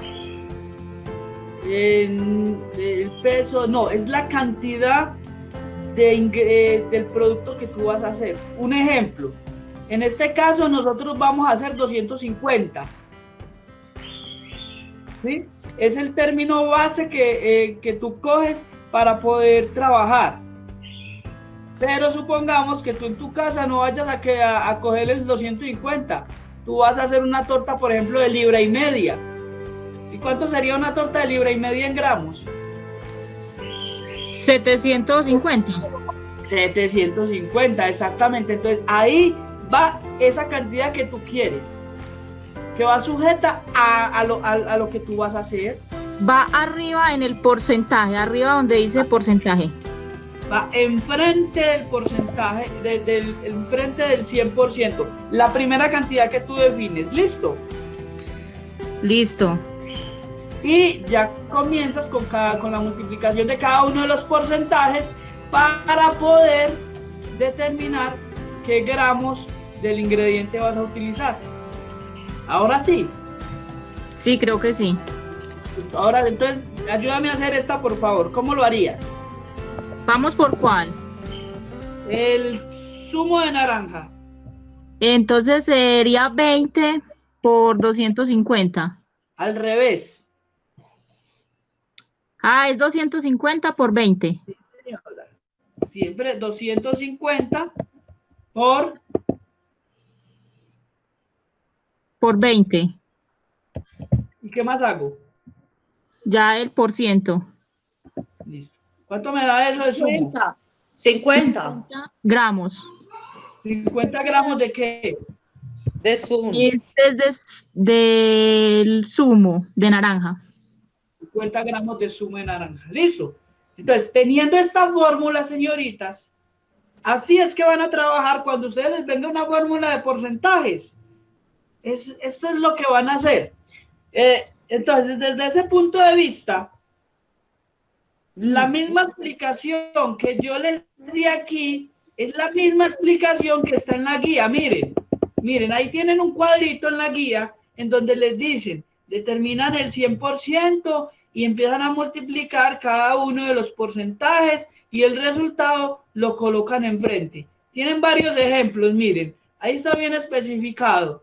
¿Listo? Por si tienen dudas. Igualmente yo estoy atento a todas las dudas para que la persona que le quedó dudas por interno hablamos y yo les aclaro las dudas. ¿Listo? Profe, pero una cosita, qué pena. Por ejemplo, en ese otro ejemplo que usted nos da ahí, el 100%, en esta de 250, mire que usted está dando es por 90. Entonces, de pronto, unos compañeras nos estamos enredando es por eso. Por decir algo, yo quiero hacer una torta de 1 libra, entonces nos estamos basando en 500, pero mire que usted acá nos colocó un porcentaje de 90%, entonces de pronto es eso lo que más de una estamos enredadas con eso, ¿no? ¿Quién me está hablando? Andrea. ¿Marcela o? Andrea. Andrea, te doy un ejemplo. Que con ese ejemplo nadie falla. Sí. Si tú me prestas a mí 1,000 pesos para pagarme un interés del 20%, ¿cuánto es en plata que me tienes que dar? 200 pesos. Es lo mismo. Aquí serían los 1,000 pesos, aquí reemplazamos los 250 y simplemente cogemos el porcentaje de cada ingrediente y el resultado son los gramos. Es lo mismo. Sí, sino que, por ejemplo, si multiplicamos, si son los 250, que sería media libra, mire que la harina nos da 225. Si lo multiplicamos por 500, nos daría 450, o sea, no nos da los 500 completos, eso es. Claro, porque es que es la harina la que tiene el 90%. Eso, o sea, que uno se basa, es que, es 1 libra de harina, son los 500, no son los 500, es el 90, ya entiendo bien. Al principio yo les dije que no se basaran en el ingrediente, sino que se basan en el porcentaje. Miren que el porcentaje está en el color naranjado. ¿En dónde está? En los huevos. Sí. Igual eso es para que lo aprendan a manejar porque yo les doy la formulación con las cantidades. ¿Listo? Gracias, profe. Esto hace parte, esto es necesario, ¿saben para qué? Para que, por ejemplo, si yo quiero modificar la cantidad de azúcar de esta torta, yo que les dije al principio, que podían utilizar ¿cuánto de azúcar? ¿Se acuerdan? 70%. Yo les dije un mínimo y un máximo. El 70 es el mínimo. ¿Y el máximo? 120. 110. Si yo quiero aquí modificar el azúcar, yo digo, no, esto me quedó muy simple. Yo no voy a trabajar 75, yo lo voy a trabajar 85. Y vea, ahí cuadró usted la fórmula. ¿Sí me comprende para qué son los porcentajes? Sí, súper importante. Pues, es que uno sin eso no hace nada. Hagan modificación de la fórmula, porque así simplemente yo lo único que hago es que les doy las cantidades y listo, vea, vayan, hagan eso. Pero si ustedes le van a empezar a modificar para sus negocios, entonces ahí es donde tienen en cuenta este conocimiento. ¿Listo? Y lo otro es que... Hacer otro ejemplo, perdón que lo haya interrumpido, podemos hacer otro ejemplo con otra receta. Sí, señora, hacemos otro ejemplo, pero para el otro ejemplo me regalan otros minuticos porque podemos salir más tarde de las 11. Listo, no tengo problema. Entonces, los que se programaron hasta las 11 deben de tener paciencia.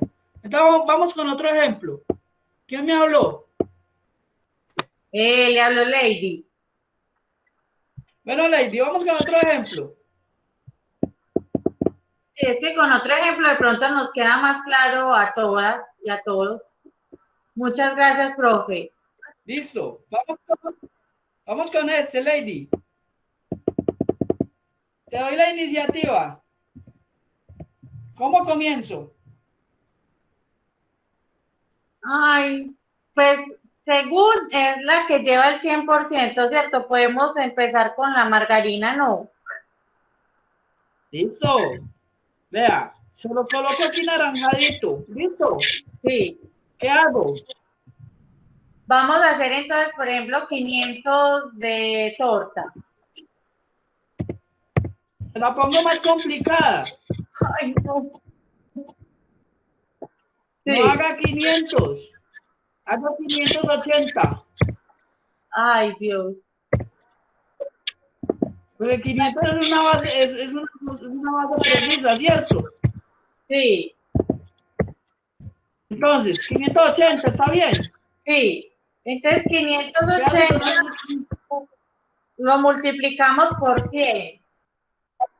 ¿Qué hago con el 580? ¿Dónde lo busco? Lo multiplicamos por 100.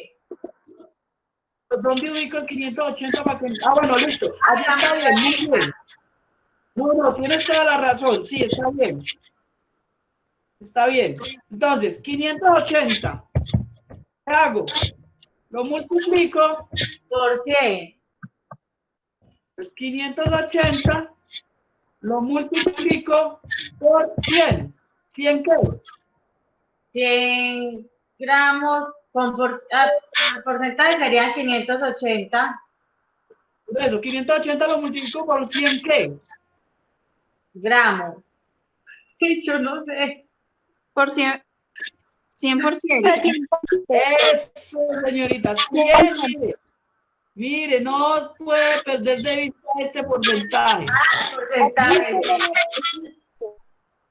Porque yo puedo decir 100 mililitros o 100 yardas o 100 libras.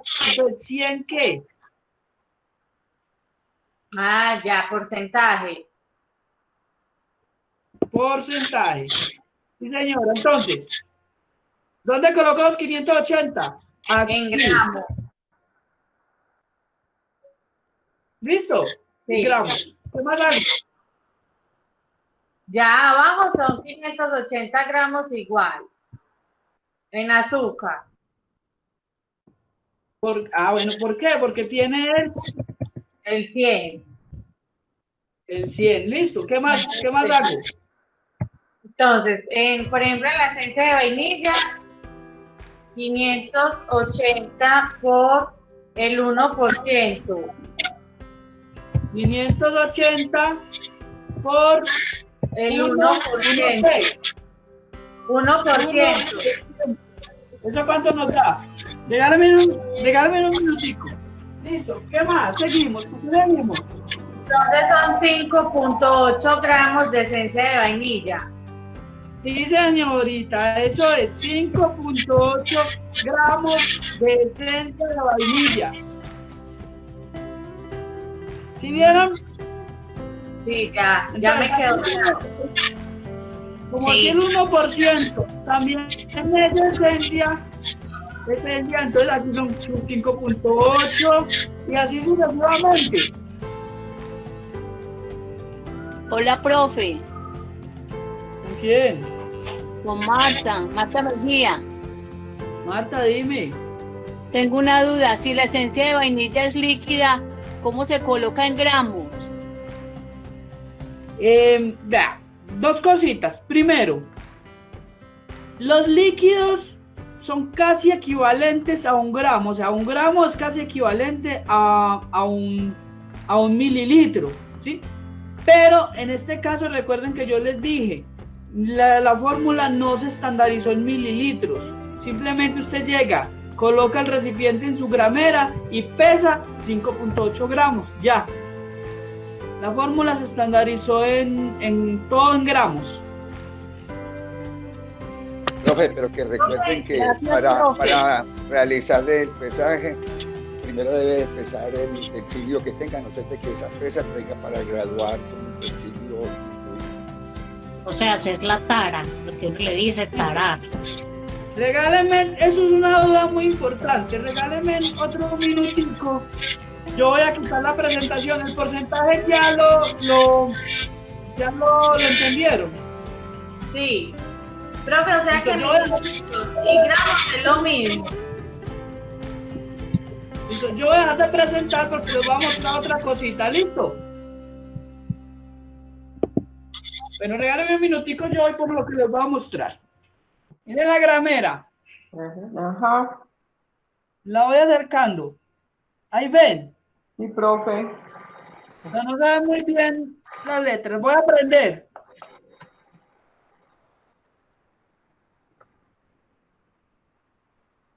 ¿Sí la ven? Sí, profe.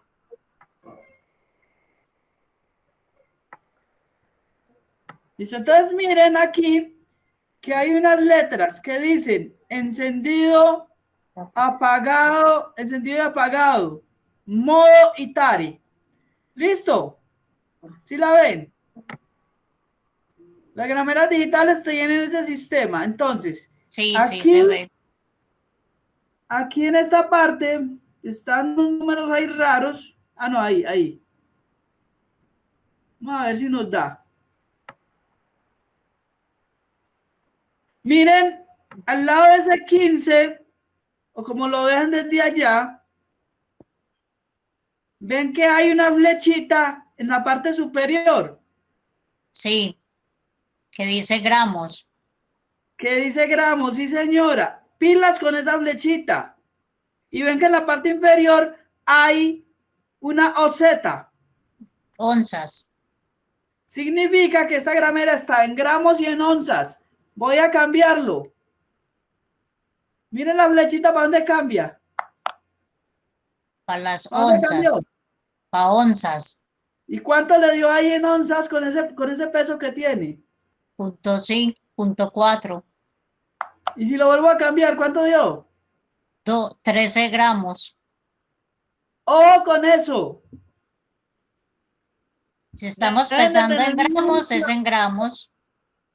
Y si están pesando en onzas, es en onzas. Ojo, una onza equivale más o menos a 32 gramos aproximadamente, una onza. O sea que si usted no se fija en ese detalle y usted va a trabajar, por ejemplo, polvo de hornear y necesita 1 gramo, entonces usted lo tiene en onzas y empieza a echarle polvo de hornear y echarle hasta que le llegó a 1. Y Se eso lo excedió. trabajó. Se Le excedió. estaban pidiendo era 1 gramo de polvo de hornear. ¿Qué pasó?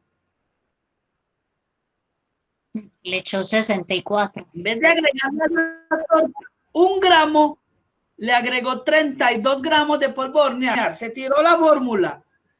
Dañó el producto. Se le dañó la torta. Y luego llega esa torta en el horno, se le estalla, se le riega por todo el horno y usted dice, ay, ¿qué pasó aquí? Sí, claro está. Ahí está la respuesta. ¿Listo? ¿Sí me comprendieron lo de la gramera? Sí, señor. Sí, profe. Ojo con las grameras digitales. profe. Hay que mirar a ver esa flechita en dónde queda. Si queda en gramos o si queda en onzas. Recuerden trabajar todo en gramos. Y para la señorita que preguntó, para la persona que preguntó, bueno, ¿y qué pasa si tenemos agua y con los mililitros? No se preocupen. Cojan el recipiente, lo ponen en la gramera, le colocan el tare que los lleva a 0 y les resta el peso de la peso del coca, recipiente. el peso del recipiente y pesen el agua como pesando un ingrediente normalmente. El producto les va a salir con el resultado que ustedes esperan en cuestión de peso. ¿Listo? No se preocupen, no se compliquen con mililitros. Todo lo trabajan en gramos. ¿Listo? Sí. Sí, profe, gracias. Ahorita cuando yo les vuelvo a mandar el documento con las 2 fórmulas, yo les había dicho que íbamos a hacer 4 fórmulas. ¿Listo? Entonces me comprometo a que al final del proceso de formación, para esta primera clase hacemos dos formulaciones, que son los 2 métodos que necesitamos, el método directo y el método de separación de claras y yemas. Listo. Y me comprometo que para la última sección hacemos una clase adicional y trabajamos los otros 2 productos que quedan faltando. Listo. Así ustedes no entran saturados con productos, sino que esta semana que entra simplemente van a trabajar las 2 tortas, torta negra envinada y torta María Luisa. Listo. ¿Qué me queda faltando? Me queda faltando el video. Más o menos en 2 días les mando el video. ¿Qué van a hacer ustedes con esos ingredientes, con esas fórmulas que les mandé? Se las mandé anticipadamente para que ustedes tengan en cuenta la cuarentena, cojan su pico y cédula y salgan a comprar los ingredientes que necesitamos. Señoritas, señores, no se vayan a poner a comprar bultos de harina. No, ya les expliqué. La fórmula ahí es la cantidad que van. Les voy a prestar la fórmula nuevamente. Necesito que cojan los ingredientes. Y para los que tienen el pico y cédula, van a coger los ingredientes, por ejemplo, de la torta negra envinada.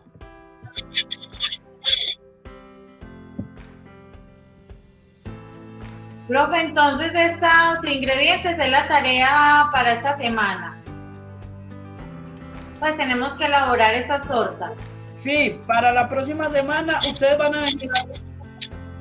Ustedes tienen que elaborar la torta con base en los videos que yo les voy a mandar. ¿Listo? Ah, correcto. Para ustedes, ¿listo? Entonces, van a comprar margarina, van a comprar azúcar, van a comprar por lo menos unas 2 esencias. Esencia puede ser vainilla o ponqué o vainilla coco, unas 2 esencias. Van a comprar huevos. Aquí les pide 250 gramos. Según lo que les dije en materia prima, ¿cuántos huevos son? 8 huevos. 250 gramos de huevos son. 5. 5 huevos de 50 gramos. Sí, señora, 5 unidades, 5 huevos, listo. Si cada huevo pesa 50 gramos, son 5 huevos. Van a comprar harina, van a comprar sal. No se vayan a poner a comprar un bulto de harina, no. Miren que con un kilo que compren de harina, con 1 libra sale para que hagan torta María Luisa y torta negra envinada. Van a comprar sal, van a comprar el polvo de hornear, van a comprar color caramelo, pilas con el color caramelo. Señoritas, es color caramelo. Si van a utilizar dulce quemado, la recomendación que les hago es que le agreguen el dulce quemado como para simular que le echaron color caramelo. Y eso sí, le echan es un poquitico, porque el color caramelo no pinta. Y usted llega y le echa, y le echa, y le echa, y al final el producto le va a quedar amargo. ¿Listo? Entonces, el dulce quemado. Ese efecto lo hace el dulce quemado. Aquí van a comprar color caramelo. Si no pueden encontrar color caramelo, no se preocupen. Hagan el ejercicio, hagan la torta, saquen el proceso normal y me mandan la torta así sea blanca y me dicen, profe, no encontré color caramelo. No se les olvide que y que solamente encontré dulce quemado. Listo, échenle en una gotica, échenle en un poquito ahí como para medio pintar, para que hagan el ejercicio y listo. Recuerden que los ingredientes básicos para elaborar una torta, ¿cuáles son? ¿Quién me recuerda? Yo, profe. Harina. ¿Sí?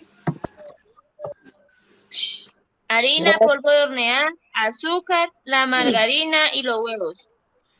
Exactamente, eso es lo básico. Lo otro es para enriquecer la torta. Listo, o sea que aquí color caramelo, si no hay, porque ese muchas veces si viven en veredas, y si viven en veredas o por allá alejados, no lo van a encontrar en una tienda. Pero la harina, el azúcar, la margarina, los huevos, la sal, hasta esencia y polvo de hornear pueden encontrar por allá en esas tiendas. ¿Listo, señoritas? Entonces, ¿qué le van a agregar a esta torta negra envinada? 250 gramos de margarina, 250 de azúcar, le van a agregar 2.5 gramos de esencia de hinojo, 2.5 de ponqué, las esencias que ustedes quieran. Yo recomendaría 4 mínimo, porque esencias hay muchas. Le van a agregar 5 huevos, 250 gramos de huevo, 250 gramos de harina. Le van a agregar 1.25 gramos de polvo de sal. Le van a agregar de polvo de hornear 2.5 gramos. Aquí es indispensable la gramera. ¿Por qué no les digo que trabajen en tazas, en cucharadas? ¿Por qué? Les doy un ejemplo. No pesa lo mismo una cucharada de azúcar a una cucharada de sal. Y no pesa lo mismo una cucharada de uvas pasas a una cucharada de esencia. No pesa lo mismo una cucharada de margarina a una cucharada de brevas pasas. Y así sucesivamente. Por eso no les digo que trabajen con cucharadas. Con cucharadas y tazas. Lo pueden hacer, sí, no hay problema. Pero tienen que saberlo trabajar. Listo. Les recomendaría que como ustedes se metieron en el curso, pues traten de hacer el esfuerzo de la gramera. Esa gramera solamente les vale, no inviertan más de 25.000 pesos en una gramera. Hasta ahí, vamos bien. Vamos a la María Luisa. Para la torta María Luisa lo mismo. 225 gramos de margarina, 187 gramos de azúcar común. Miren que las tortas que van a hacer son pequeñas. ¿Listo? Son pequeñas. Para que no se enreden mucho. Hasta ahí, dudas o inquietudes.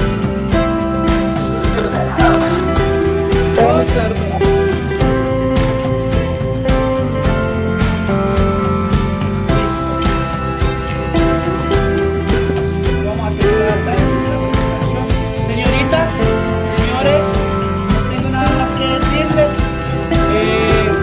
Por favor, al final de la clase se quedan los que no les alcancé a mandar la asistencia para poder enviar. Los que entraron tardecito, se quedan por favor. Si tienen más dudas y más inquietudes, se las recibo.